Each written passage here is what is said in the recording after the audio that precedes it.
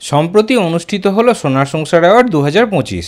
সোনার সংসার অ্যাওয়ার্ড 2025-এ কোন ক্যাটাগরি থেকে কী পুরস্কার পেয়েছে সব কিছুই দর্শকরা জেনে গেছে।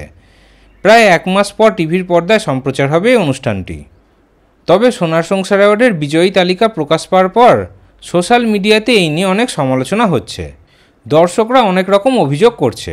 অনেক দর্শকরাই বলছে যে যোগ্যরা নিজের সম্মান পেল না, টিআরপির ওপর নির্ভর করে অ্যাওয়ার্ড দেওয়া হয়েছে। তাহলে চ্যানেলের আমাদের মতামত নেওয়ার কী দরকার ছিল? চ্যানেল পুরোপুরি নিজেদের ইচ্ছামতো অ্যাওয়ার্ড দিয়েছে। এক দর্শক তো সোশ্যাল মিডিয়াতে লিখেছে, সোনার সংসার নাম পাল্টে টিআরপি সংসার রাখা উচিত।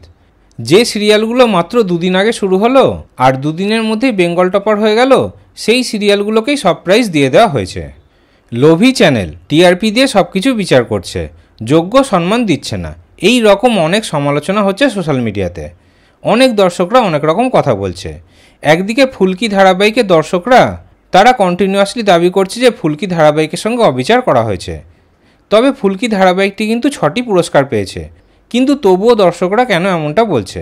ফুলকি ধারাবাহিক থেকে তো সেরা বর সেরা বৌমার পুরস্কার পেয়েছে, কিন্তু যত পপুলার ক্যাটাগরি ছিল সেই পপুলার ক্যাটাগরিতে একটাতেও ফুলকিকে পুরস্কার দেওয়া হয়নি, ফুলকি ধারাবাহিকটিকে পুরস্কার দেওয়া হয়নি।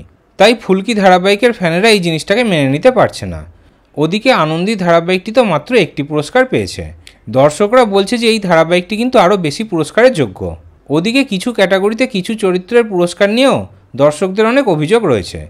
যেমন মিঠিঝোড়া ধারাবাহিকে রাইয়ের মা কিভাবে সেরা মায়ের পুরস্কার পেল। রাইয়ের মাকে সেরা মায়ের পুরস্কার দেওয়া কিন্তু একদমই ঠিক হয়নি, এমনটা দর্শকরা বলছে।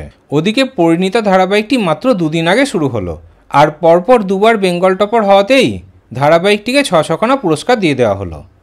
এই নিয়েও দর্শকদের অনেক অভিযোগ রয়েছে। এই রকম অনেক বিষয় নিয়ে কিন্তু দর্শকরা অনেক অভিযোগ করছে। তাহলে এই বিষয়ে আপনাদের কি মতামত?